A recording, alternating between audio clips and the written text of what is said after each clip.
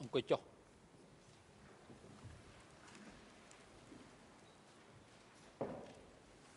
អង្គជួនជំរះប្រកាសបន្តកិច្ចដំណើរការនីតិវិធីសមនការហើយនឹងផ្ដល់វិធីការជូនទៅក្រមវិទ្យាការពីក្តីលោកនុនជានៅដល់ L'audience reprend. Nous allons donner la parole à Sven. Vous pouvez, la défense va donc pouvoir poser ses questions aux témoins. Je vous en prie, maître. Thank you, Mr. President, and good morning to everyone in and around the courtroom, and especially Maître Pao. Bonjour, merci Monsieur le Président, bonjour à tous, bonjour Monsieur Koon-King, merci d'être venu aujourd'hui. Je m'appelle Maître Jasper Pao, je suis conseiller international de la défense de Nuon Chea. Et avec mon confrère Maître Sonaron aujourd'hui, je vais vous poser quelques questions à propos de vos déclarations précédentes au bureau des juges d'instruction et au centre de documentation du Cambodge. Je vais m'efforcer de parler lentement pour les interprètes et ma première question portera sur la période préalable à la chute de Phnom Penh en 1975, en avril de cette année. Vous avez déclaré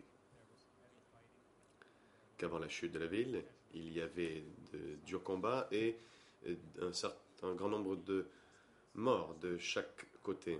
Pouvez-vous nous dire pendant combien de temps, plus ou moins, vous avez participé au combat avant de libérer Phnom Penh?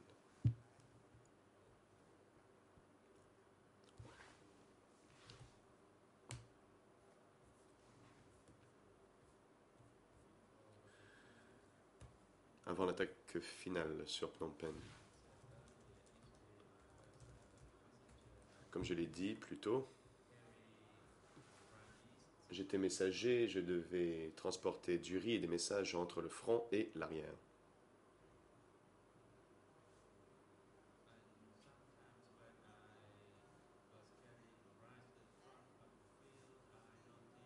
Alors que je faisais ce transport, j'ai remarqué qu'il y avait des échanges de tirs et aussi des tirs d'artillerie. J'ai donc passé 2 mois comme messager et par la suite, on m'a envoyé au front. Et cela a pris 2 mois avant de lancer l'assaut final sur Phnom Penh et prendre la ville. À ce moment-là, il y avait des bombardements aériens et aussi des tanks.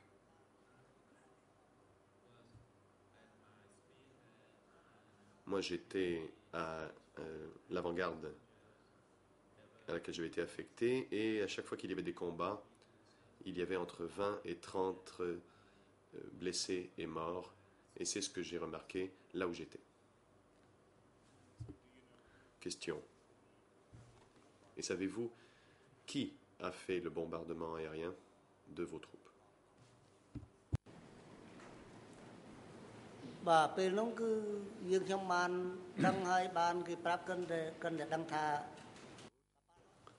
Réponse. À l'époque, je savais et on m'a dit qu'il s'agissait de bombardiers américains qui avaient été donnés à Lon Nol. Question. Et pendant les combats,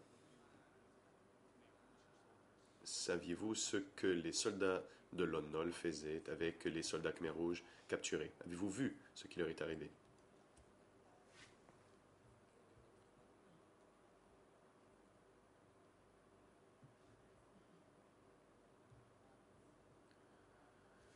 Réponse.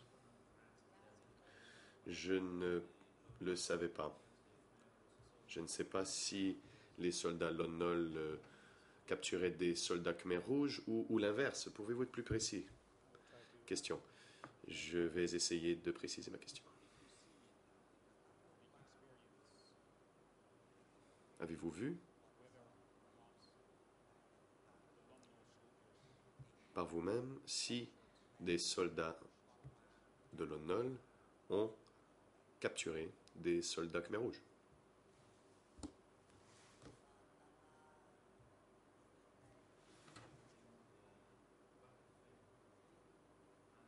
Réponse. Au front, je n'ai pas remarqué si des soldats Khmer Rouge avaient été capturés par les soldats de Lon Nol. Car les soldats Khmer Rouge étaient résolus. Et s'ils étaient capturés par les soldats de Lon Nol, ils croyaient qu'ils seraient torturés. Et c'est pourquoi ils se sont battus jusqu'au bout plutôt que d'être capturés vivants.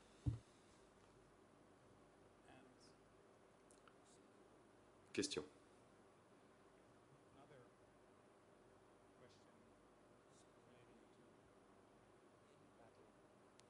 Oui, j'ai une autre question sur le sujet des combats avant la chute de Phnom Penh.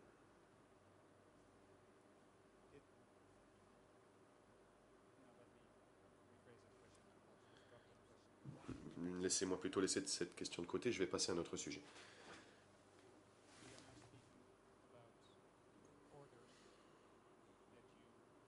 J'aimerais que l'on parle des ordres que vous auriez pu recevoir avant la prise de Phnom Penh. Il existe au dossier un entretien avec M. Heng Samrin entre Heng Samrin et Ben Kiernan en date du 2 décembre 1991. J'aimerais donner la référence. Il s'agit E3 bar 1568 en anglais 00 65 18 86 en khmer 00 71 39 58. En guise d'introduction, je dirais que Heng Samrin était le commandant d'une division de la zone Est qui est arrivé à Phnom Penh le 17 avril au matin.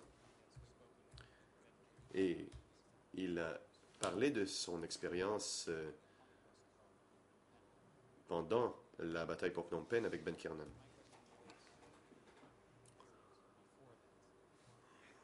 J'aimerais vous poser une question à propos de la période précédente et je vais citer la page.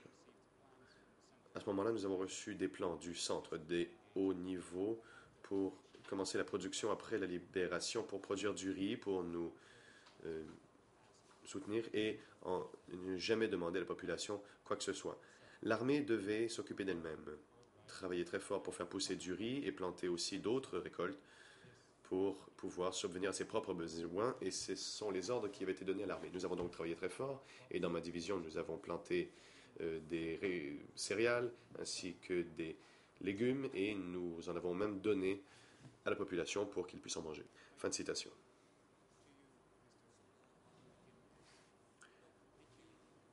Monsieur Kun Kim,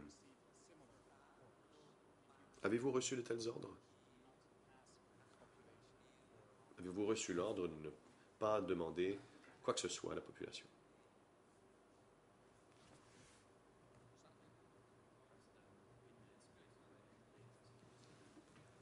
Le président.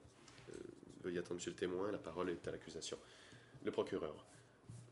La technique qu'utilise mon confrère, c'est-à-dire de lire au témoin la déclaration non faite sous serment d'une personne, d'une unité complètement distincte à la sienne, et ensuite lui demander si cela s'est produit chez lui, et c'est une tentative d'influencer, d'orienter le témoin.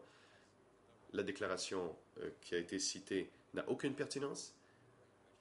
Je pense que mon estimé confrère peut poser des questions directement au témoin sur la base de son expérience. Voilà la nature même de notre objection. Maître Pao, Monsieur le Président, sauf tout le respect que je dois à la partie adverse, c'est exactement ce que je fais. Je demande au témoin quelle est son expérience. C'est tout à fait pertinent. Monsieur Heng Samrin a participé à la libération de Phnom Penh. Il faisait partie de l'armée Khmer Rouge. Hier, le bureau des coprocureurs a tenté d'obtenir de la part du témoin des déclarations sur les politiques Khmer Rouge.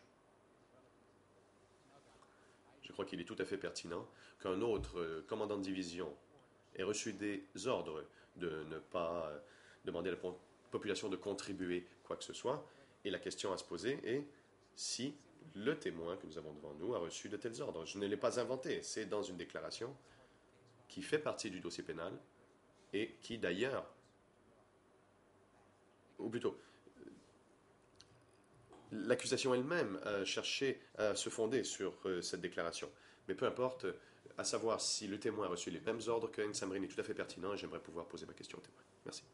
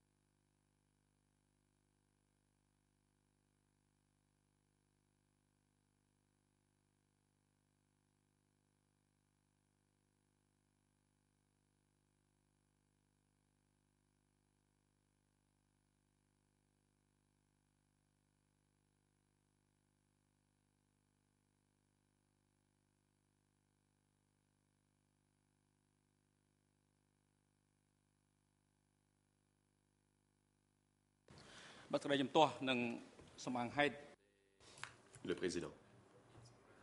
L'objection de l'accusation est fondée et la Chambre la retient. La défense ne peut utiliser des interviews que d'autres personnes ont données pour poser des questions à un témoin comparaissant devant la Chambre. Mais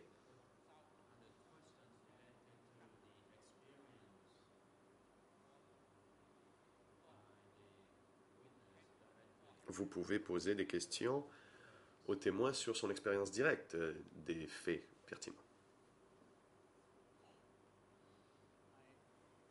La défense. Je ne crois pas avoir bien compris votre décision, Monsieur le Président. Avant de poursuivre, je vous demanderai, s'il vous plaît, de me donner quelques précisions. Cela signifie que nous ne pouvons plus fonder nos questions sur des entretiens qui font partie du dossier pénal et qui portent un document un code E3? Et c'est encore un nouvel ajustement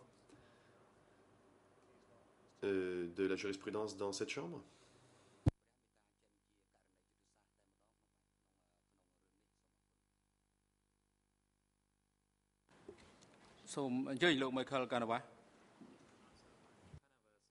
Le président, la parole est à Maître Michael Canavas. Maître Canavas. Monsieur le Président, je dirais que dans le passé, j'ai utilisé la même technique pour interroger les témoins. J'ai été en mesure de leur montrer des déclarations qui avaient été faites. Il n'y a eu aucune objection de l'accusation et la Chambre de première instance a permis une telle pratique. Il semblerait qu'aujourd'hui, la l'accusation prend une position différente, une décision différente provient de la Chambre. Non seulement cela porte-t-il à confusion, mais je ne crois pas que cela serve l'administration de la justice. Merci.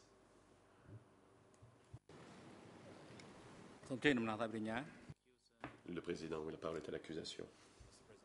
Le procureur.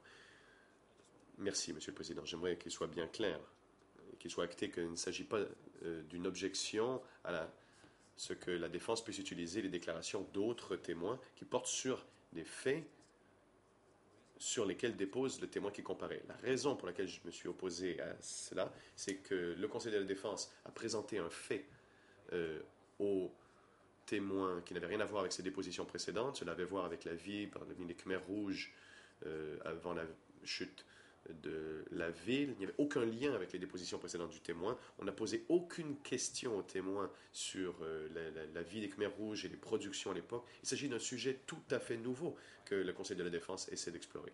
Mon objection était qu'il était inapproprié de commencer un interrogatoire sur un nouveau sujet en faisant référence aux déclarations d'un autre témoin. Laissez-moi être donc bien clair. Nous ne nous opposons pas à ce que le Conseil de la défense utilise des déclarations d'autres témoins qui portent sur les faits sur lesquels ce témoin a déposé. C'était l'ordre et la technique employée par le Conseil de la défense que nous avons trouvé inappropriée. C'est pourquoi nous nous sommes levés pour nous y opposer.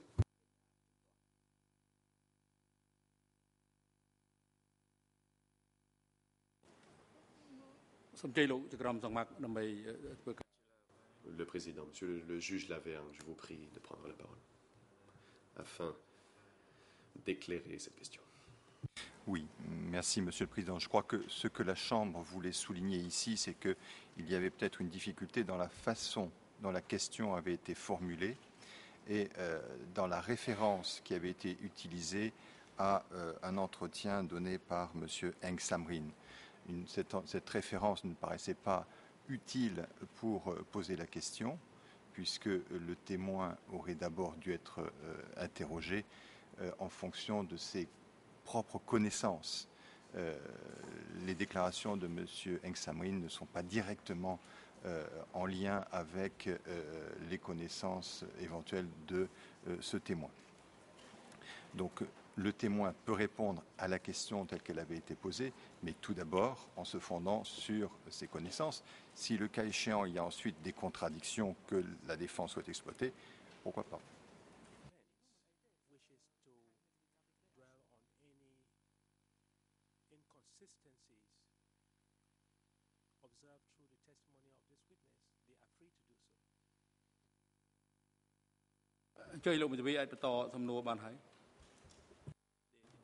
Le président. La défense, vous pouvez poursuivre votre interrogatoire. Maître Page, j'aimerais être certain d'avoir bien compris.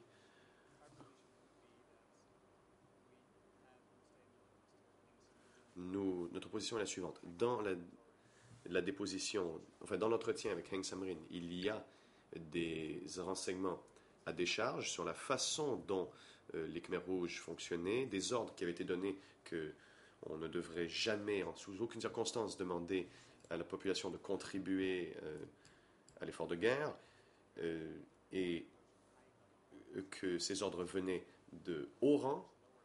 Et je voulais savoir si ces ordres avaient été communiqués à des gens de rang inférieur, comme M. Kun Kim. C'est ce que je cherche à faire. Je dirais donc qu'il s'agit de quelque chose de pertinent. Nous essayons d'établir si les stratégies positives du leadership Khmer Rouge ont bel et bien été transmises jusqu'aux échelons inférieurs. Et je pense que nous devrions être en mesure de poursuivre avec une série de questions à cet effet. Le président. Monsieur le juge Lavergne, allez-y. Pardon. Il n'y a pas d'objection à la question en tant que telle. Vous pouvez effectivement poser des questions de cet ordre-là aux témoins. Ce qui paraissait un peu curieux, c'est d'utiliser une affirmation faite par un autre témoin dès le début de ce questionnement. Si par la suite vous avez effectivement des contradictions qui apparaissent, vous pouvez éventuellement faire référence à un autre document qui est déjà au dossier. Cela étant, peut-être que la pertinence de ces questionnements n'est pas absolue et il serait peut-être bon aussi de penser à changer de type de question. Et par ailleurs, nous n'avons pas d'objection de principe à ce que vous fassiez utilisation de documents qui sont au dossier pour servir de fondement à vos questions.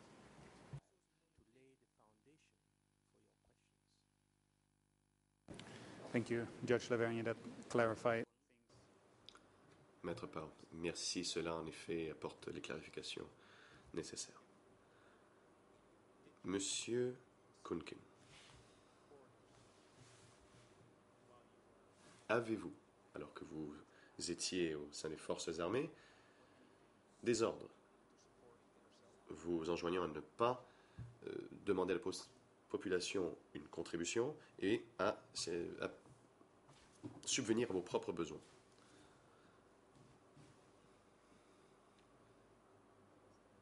Réponse. Quand j'étais soldat au front, je n'ai pas reçu un tel ordre. On ne nous a pas demandé de ne pas demander de nourriture à la population. Les ordres que j'ai reçus étaient d'attaquer l'ennemi, et c'est tout.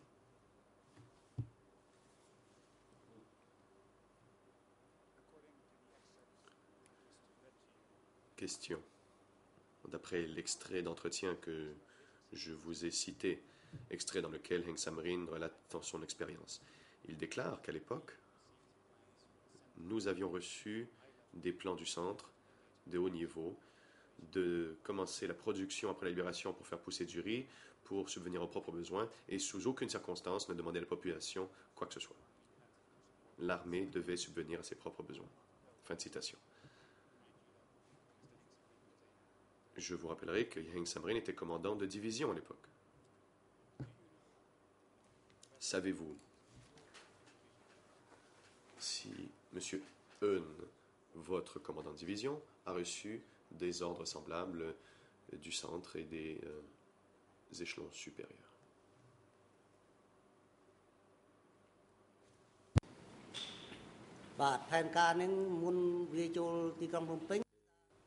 Réponse.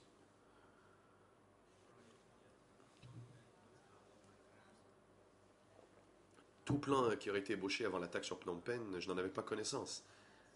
Quand j'étais posté au secteur dont j'avais la responsabilité, je savais qu'il y avait un plan. Je savais que certains soldats avaient le droit de travailler dans des rizières le long du canal. Je sais que c'était après la libération de Phnom Penh. Je l'ai su après la libération de Phnom Penh, mais je n'en savais rien avant.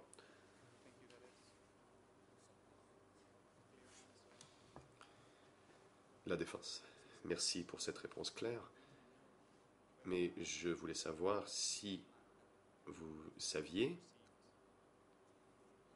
si Eun, votre commandant de division, avait reçu des ordres comme ceux que Heng Samrin prétend avoir reçus. Si vous ne le savez pas, c'est correct aussi.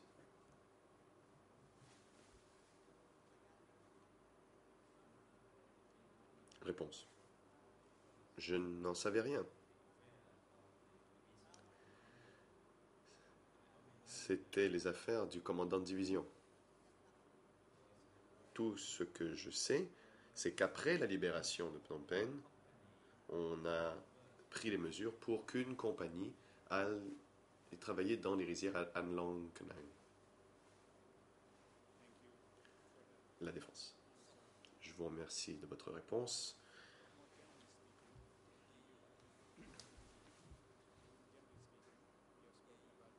Vous avez parlé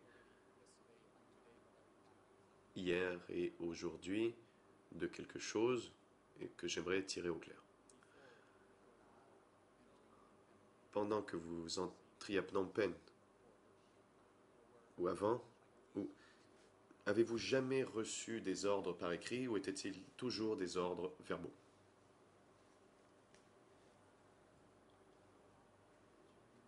Réponse. À l'époque, les ordres n'étaient pas communiqués par écrit. On transmettait les ordres lors de réunions et c'était verbalement.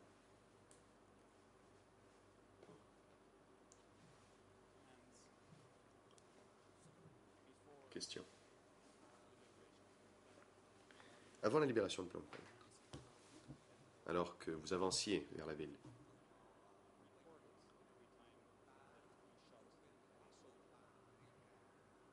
rendiez-vous compte de chaque soldat que vous touchiez par balle à vos supérieurs?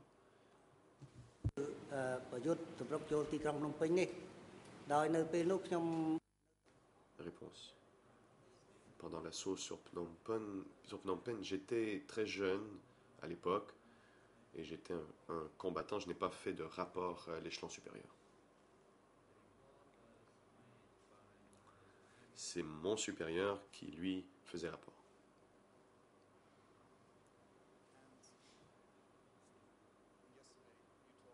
Question.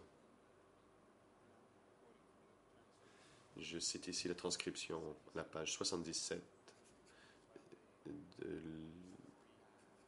jour d'audience 123, troisième ligne. Il s'agit donc de transcription des débats d'hier. Vous avez dit hier, donc, je cite, « Après avoir reçu l'ordre, j'étais à l'arrière et au front. Je n'ai pas croisé de civils. Je n'ai vu que des soldats. Nous nous sommes battus contre des soldats. Nous n'avons jamais vu de civils sur les champs de bataille. »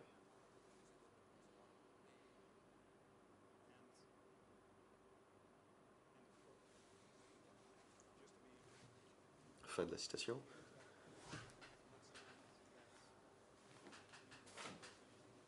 Est-ce exact? N'avez-vous vraiment pas vu de civils quand vous étiez sur les champs de bataille?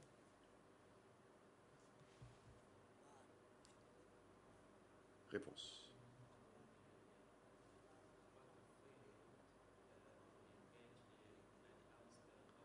Dans les champs de bataille, en périphérie de Phnom Penh, il y avait plusieurs casernes militaires à l'extérieur de la ville.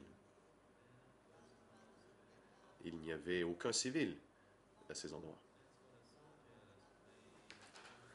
Pour ce qui est des soldats,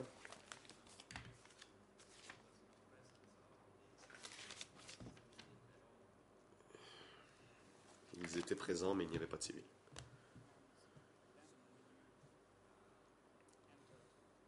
Question. Vous avez dit qu'à votre arrivée dans la ville, on vous a chargé d'évacuer les gens de leur maison. J'aimerais citer votre entretien auprès du Centre de documentation du Cambodge. Il s'agit du document IS 19.96 ERN en anglais 00633875 en Khmer 0005 48 35.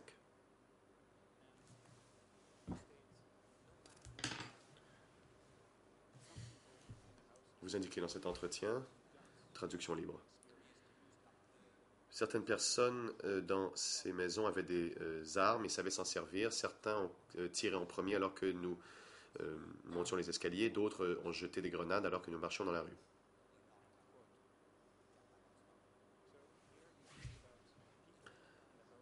Vous parlez donc ici de gens qui, dans leur demeure, avaient des armes et savaient s'en servir.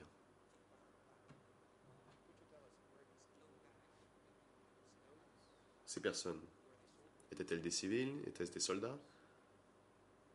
Ou des soldats déguisés en civils? Ou était-il impossible pour vous de faire la différence?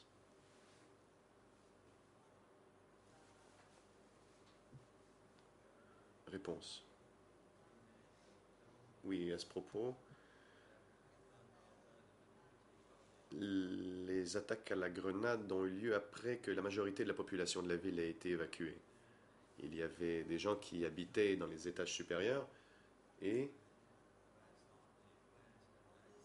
d'après les instructions que j'ai reçues de l'échelon supérieur, c'est-à-dire depuis l'échelon du peloton, nous devions vider les maisons dans les secteurs qui nous étaient confiés. Ceux qui étaient là nous ont jeté des grenades. Nous ne pouvions pas les voir. tout ce que nous avons vu, c'est qu'on jetait des grenades. Puis, l'ordre a été donné de monter. Et nous avons vu que parmi ces gens, des fois il y avait 3 ou 4 personnes. 2 d'entre eux étaient en uniforme et les autres en civil.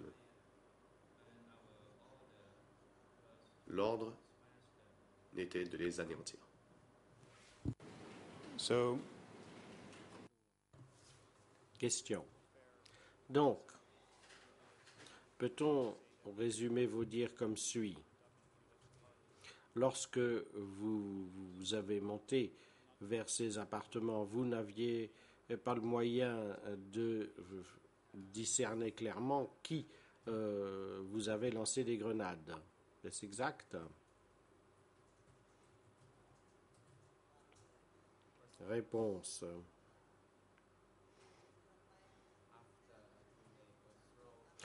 Une fois qu'une grenade avait été jetée à partir des étages, nos soldats identifiaient l'appartement d'où avait été jetée la grenade et considéraient que c'était une position ennemie. Et nous avons donc reçu l'ordre de dresser un cordon sanitaire autour de la zone et de procéder à la fouille de l'immeuble pour y trouver les gens qui étaient là. Question. Donc c'était votre attitude par rapport aux personnes qui lançaient des grenades, et vous avez dit tout à l'heure qu'il y avait même des personnes qui étaient dans les étages, qui possédaient des armes, qui savaient s'en servir et qui avaient tiré sur les soldats, vos soldats, alors que vous montiez dans les étages. Vous pouvez dire que c'était des soldats qui ont effectivement tiré sur vous? Réponse. Manifestement, ces personnes-là étaient des soldats. Après le cessez-le-feu, ou après l'arrêt des combats plutôt, d'autres personnes qui avaient été soldats sont restés en position et des affrontements avaient lieu parce que certains individus étaient encore prêts à prendre les armes et à échanger des coups de feu avec nous. Question. Et d'après votre expérience, ces soldats qui vous tiraient dessus, est-ce qu'ils étaient tous vêtus de leur uniforme ou est-ce que certains de ces soldats s'étaient changés et portaient des vêtements civils? Réponse.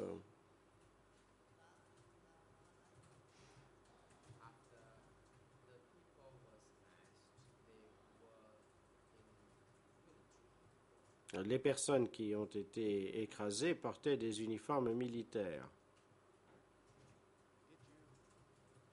Question. Au cours de cette période, avez-vous jamais entendu dire que les soldats de Lon Nol avaient ôté leurs uniformes et continuaient à combattre les Khmers rouges? Réponse.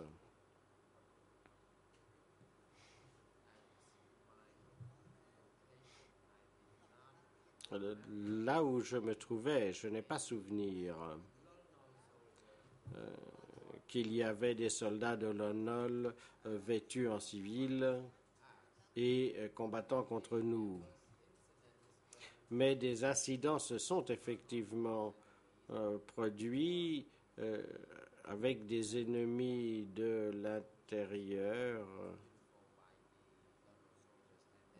D'aucuns portant des uniformes de l'armée de Lon Nol, d'autres pas. On ne pouvait pas faire la différence entre eux. Certains de nos soldats avaient enfilé des uniformes des soldats de Lon Nol. On n'a pas pu faire la différence non plus, et donc on a tué certains de nos propres soldats. Je vous remercie, dit la défense.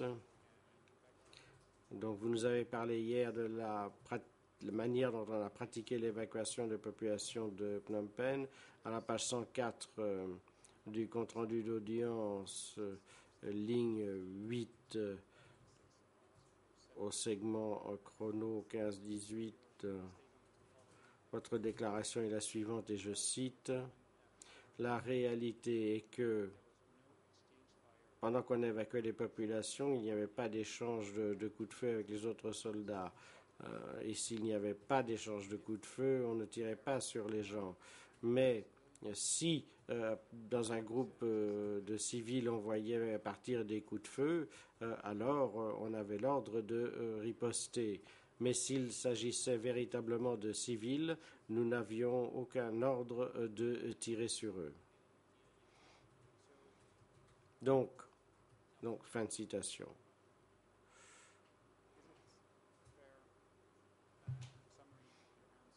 Peut-on résumer votre réponse en disant que si des coups de feu venaient d'une direction donnée, vous aviez l'ordre de riposter, mais que s'il n'y avait que des civils, vous n'aviez pas d'ordre de leur tirer dessus? Réponse.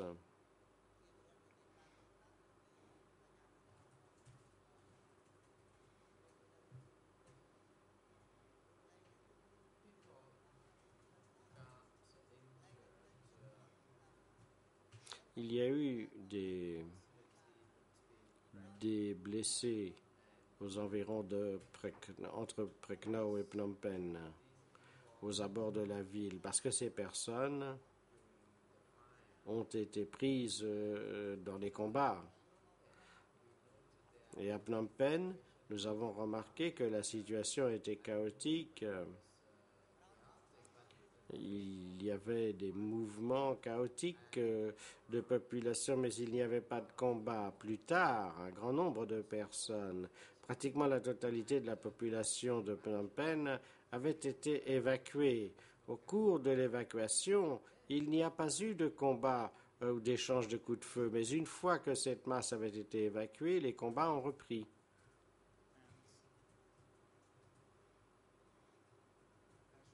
Question, et comme vous en avez témoigné auparavant également,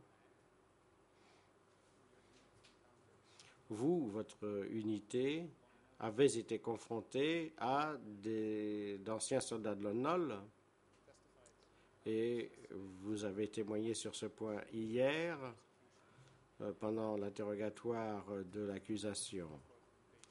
Et je cite la page 106, ligne 23. Votre déclaration est la suivante. Lorsque nous sommes arrivés à Phnom Penh, les soldats qui ne résistaient pas et acceptaient d'accompagner la population évacuée étaient épargnés.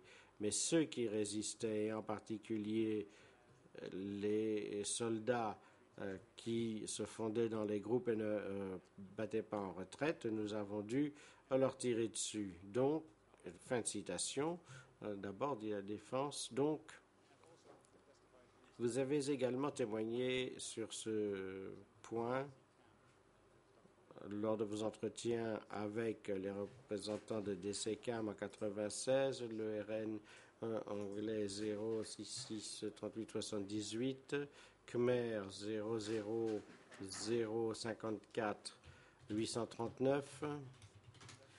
Et à cette page, vous indiquez tout le monde devait partir, y compris les soldats de l'Ancien Régime. Quant aux soldats qui avaient ôté leur uniforme, ils avaient la possibilité de survivre. S'ils n'ôtaient pas leurs uniformes et s'ils résistaient, ils étaient abattus.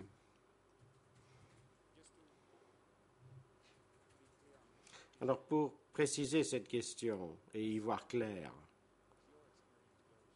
d'après votre propre vécu, lorsque vous tombiez sur des soldats de l'ONOL, ceux-ci se voyaient donner la possibilité d'ôter leur uniforme et à ce moment-là, ils étaient évacués avec le reste de la population Est-ce cela que vous avez vécu?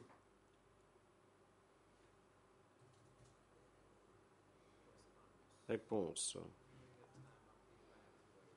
Pendant la période de l'évacuation, j'ai remarqué que les personnes ont dû emprunter la route nationale numéro 5 et que la population était mélangée avec des soldats, des moines et d'autres personnes.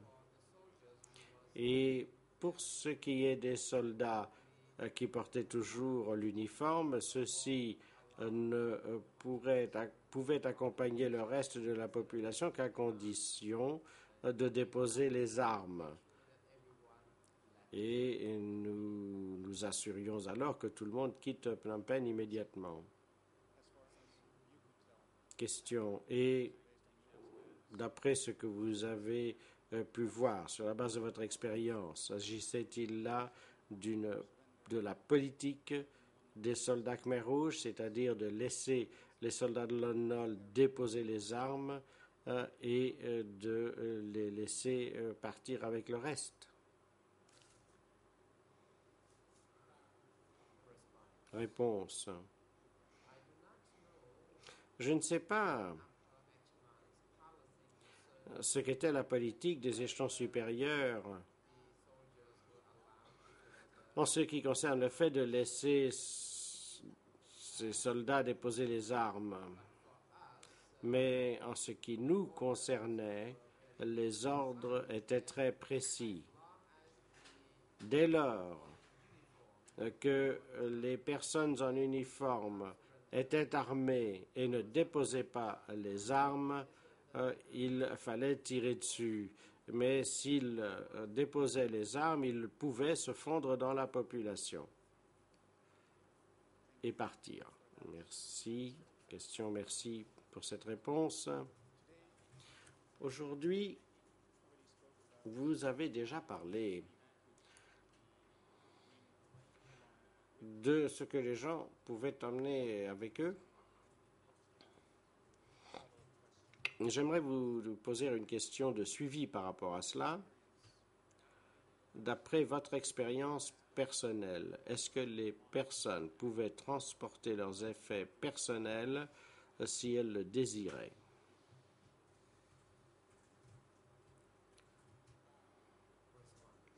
Réponse.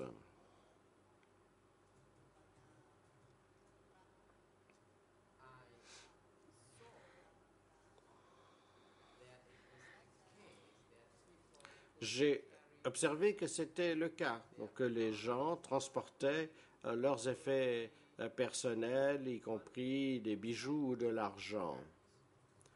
Tout sauf des armes.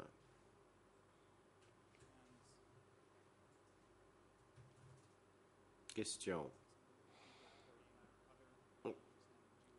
Et avez-vous vu des personnes transportant des effets personnels autres que des bijoux et de l'argent? Est-ce qu'ils pouvaient emmener avec eux d'autres effets personnels?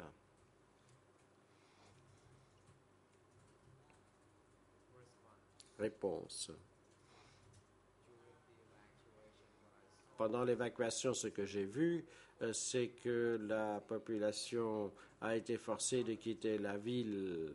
Ils n'étaient pas volontaires pour quitter la ville. Donc, bon nombre d'entre eux transportaient leurs effets personnels, tout ce qu'ils avaient pu rassembler à ce moment-là. Certains poussaient des charrettes contenant leurs bagages, d'autres quittaient la ville dans leur véhicule ou utilisaient d'autres moyens de transport. Question, je vous remercie. Ceci est clair. Un autre thème qui a été brièvement abordé ce matin, c'est le suivant. Vous avez parlé du fait que la ville était répartie en zones différentes après l'évacuation de Phnom Penh. Savez-vous en combien de zones différentes Phnom Penh a été divisée après la libération? Réponse. Il est juste de dire que Phnom Penh a été divisé en plusieurs secteurs, mais je ne sais pas de combien de secteurs il s'agissait, ni quelle zone contrôlait quelle section, car moi je n'étais chargé que d'un petit quartier et je ne savais même pas si les autres groupes occupaient d'autres quartiers et je n'avais aucune connaissance de quoi que ce soit à part le quartier que j'avais été chargé de contrôler. Question. Pour que les choses soient claires sur ce point,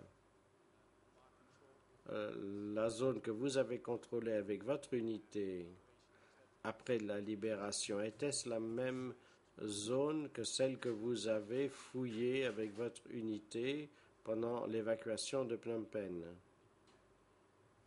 Réponse.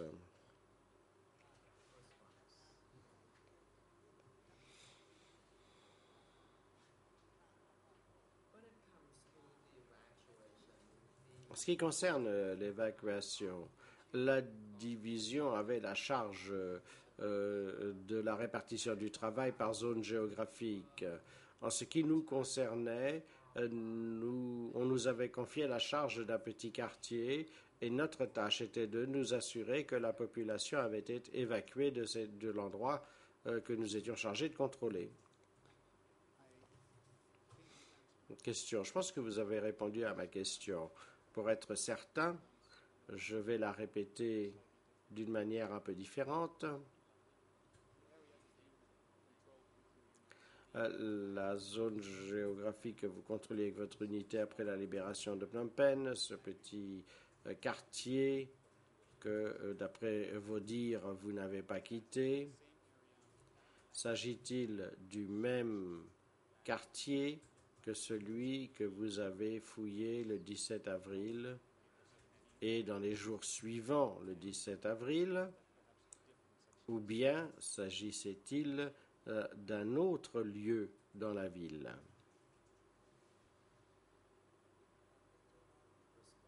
Réponse.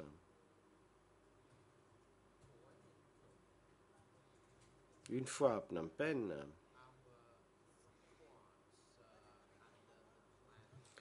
notre escouade et notre peloton n'ont reçu aucune consigne d'évacuation de la population. Nous avons pu observer que la population était en mouvement. Les gens se dirigeaient à pied dans toutes les directions. Mais à ce moment-là, nos ordres étaient d'aider à assurer le contrôle de la foule, qui passait par notre quartier.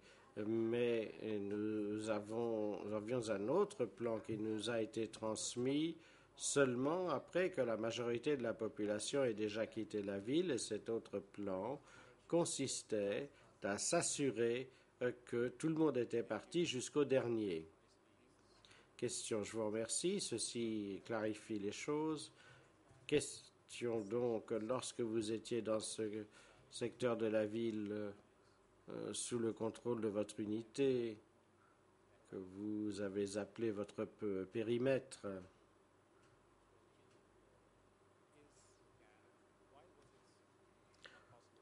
pourquoi ne vous était-il pas possible de vous éloigner de cette petite fraction de la ville? Réponse.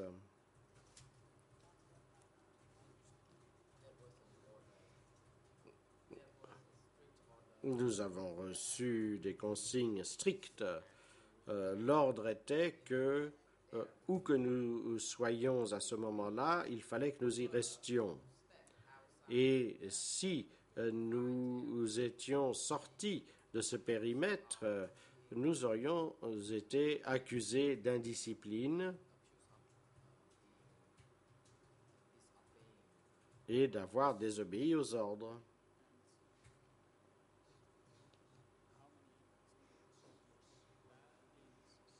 Mais Combien de soldats se trouvaient-ils dans cette partie de la ville que vous ne deviez pas quitter? Je sais que vous en avez déjà parlé, mais j'aimerais qu'on me donne une réponse spécifique cette fois-ci, que vous me donniez une réponse spécifique.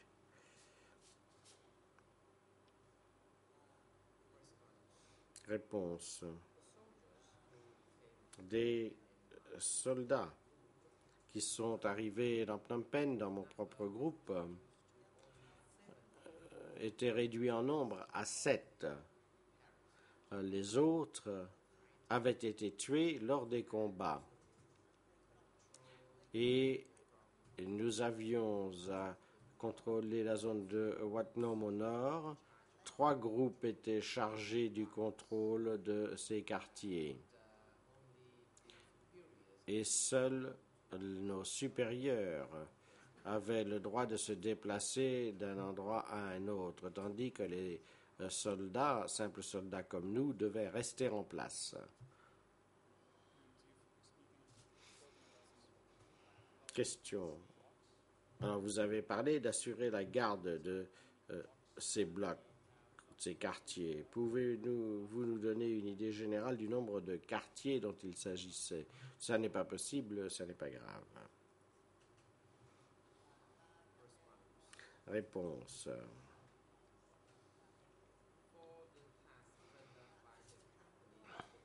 En ce qui concerne les tâches assignées à la compagnie par la compagnie au peloton, on nous a fixé dans une zone géographique donnée, de tel carrefour à tel autre, par exemple. Et donc, nous avons occupé plusieurs quartiers. Vous mentionnez que vous avez occupé plusieurs quartiers. Pourriez-vous être un peu plus précis quant au nombre de quartiers dont votre unité assurait la garde? Réponse.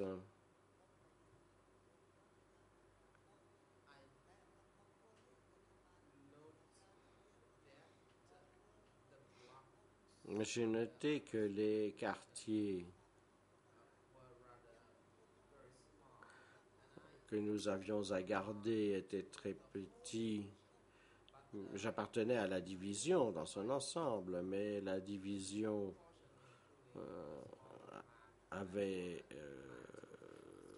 se répartissait en plusieurs unités allant jusqu'au peloton, l'escouade, et donc l'air à contrôler était limité en fonction de cela. Question. Et vous venez de nous dire que vos supérieurs avaient le droit de se déplacer librement. Pouvez-vous nous dire si le chef de votre division, M. Hoon, avait également le droit de se déplacer librement dans cette partie de la ville où se trouvait sa division?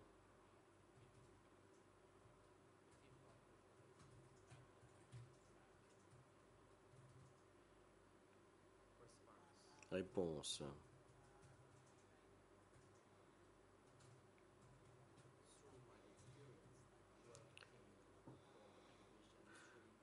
D'expérience, étant incorporé à l'unité 310,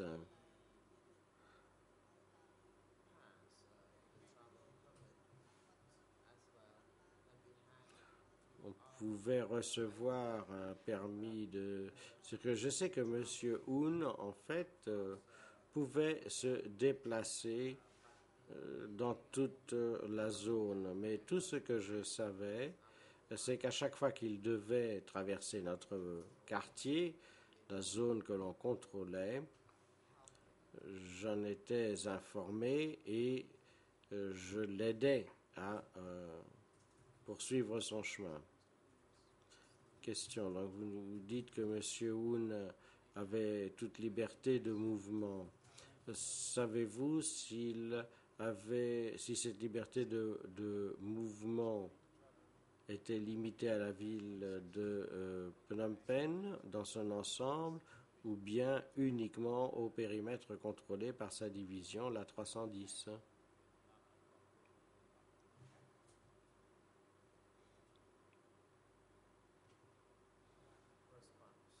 Réponse. Le commandant de la division pouvait se déplacer d'un endroit à l'autre. Cependant, je ne sais pas dans quelle mesure il jouissait d'une liberté de déplacement, parce que ma tâche, comme je l'ai indiqué, était de me poster à un endroit précis. Et je crois qu'il aurait très bien pu être en train de se déplacer pour se rendre à une réunion ou rencontrer d'autres personnes ailleurs. Mais ça, c'est simplement une hypothèse que je formule. Donc, au fond, ma réponse est je ne sais pas. Question, je vous remercie d'avoir été aussi spécifique. Ceci nous aide beaucoup et nous ne voudrions pas que vous émettiez des hypothèses. Vous nous dites que vous deviez limiter vos déplacements au secteur quand vous avez ordonné de garder. Aviez-vous une idée quelconque de ce qui se passait dans la ville de Phnom Penh, hors la section que vous aviez consigne de garder? Réponse.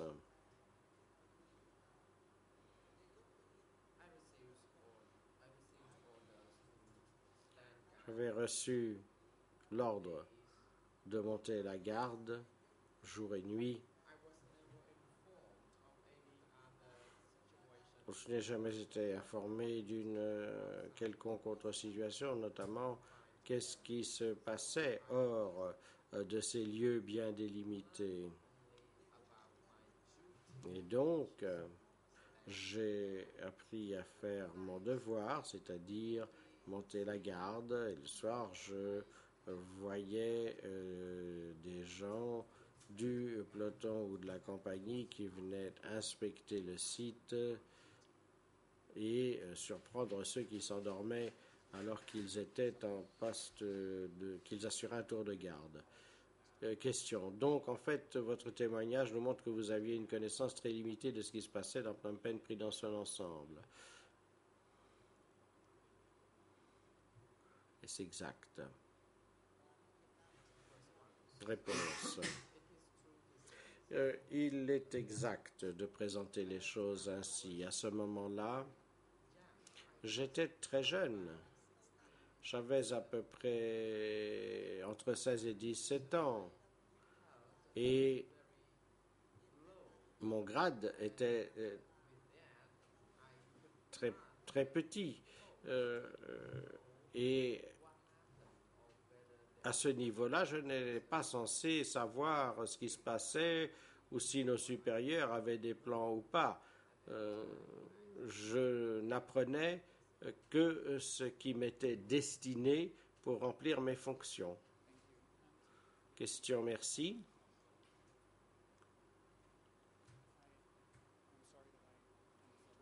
Je suis désolé de devoir revenir à une question. Il me reste une question portant sur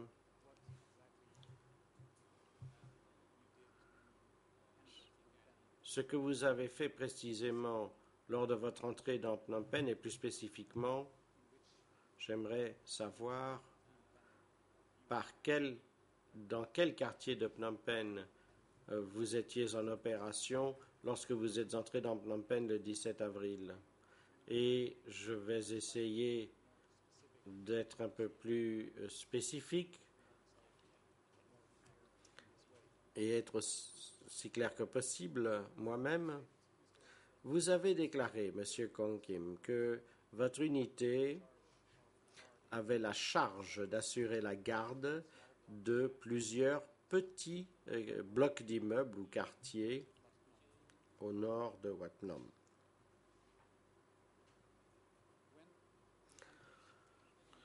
Lorsque vous avez pénétré dans Phnom Penh le 17 avril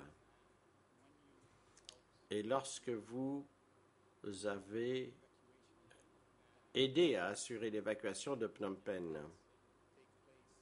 Est-ce que cette activité s'est produite dans le voisinage de ces petits blocs ou quartiers d'immeubles au nord de Wat Plum?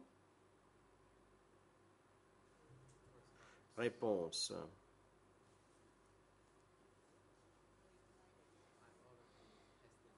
Oui, j'ai déjà déclaré à ce sujet que pendant les 3 premiers jours après notre arrivée à Phnom Penh, je n'ai pas participé à l'évacuation de la population. Je les ai vus se faire évacuer, c'est certain, mais nous n'avions reçu aucune consigne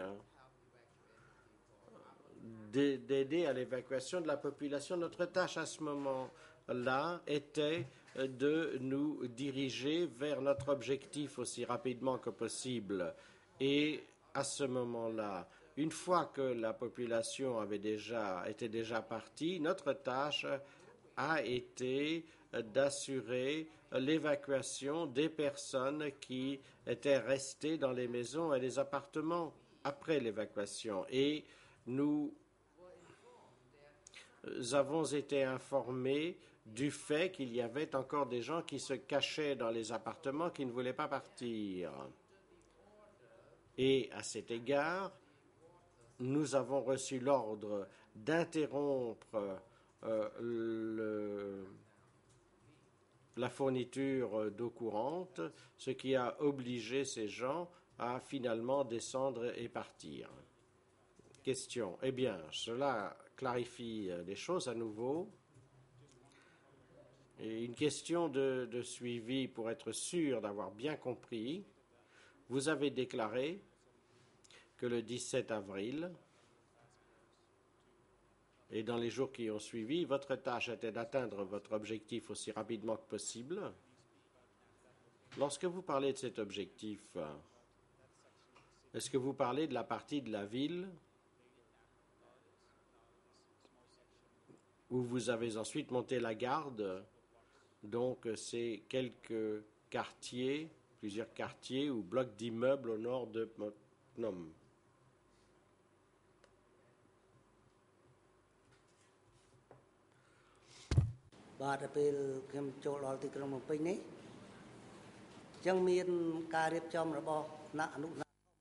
Réponse. C'est la compagnie qui a pris ces mesures. Nous a désigné une zone où nous devions être postés.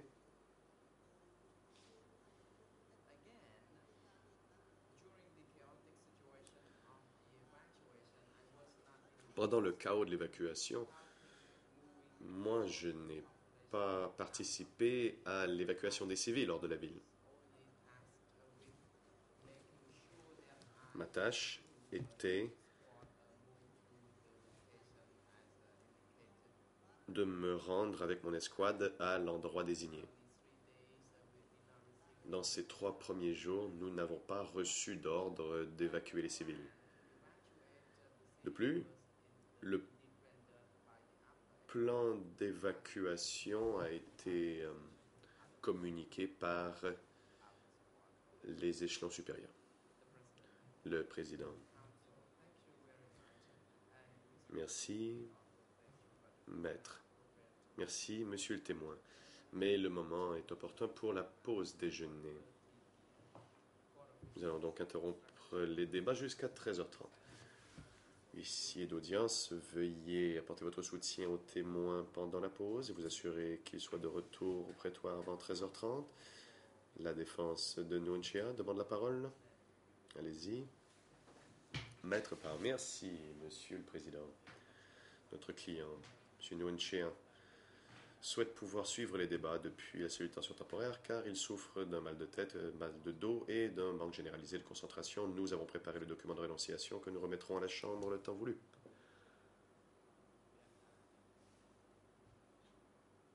Le président.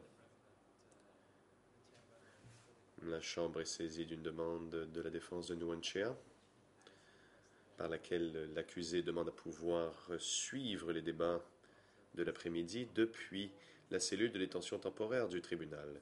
L'accusé invoque des raisons de santé pour cette demande.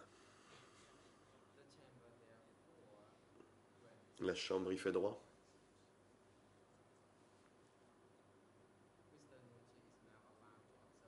Nguyen Chia peut donc suivre les débats depuis la cellule de détention temporaire du tribunal pour le reste de la journée. La Chambre prend note du fait que Nguyen Chia a renoncé à son droit de participer directement à l'audience dans le prétoire. La Chambre rappelle à la défense qu'elle doit remettre le document de renonciation signé par Nguyen Chia ou portant son empreinte digitale.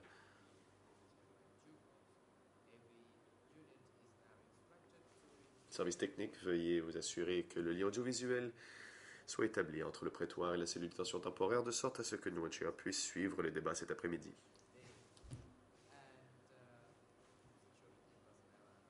Garde de sécurité, veuillez conduire Nguyen Chia et Khieu Samphan à leur cellule de détention respective et ne ramener que Khieu Samphan cet après-midi, et ce, avant 13h30. Suspension d'audience.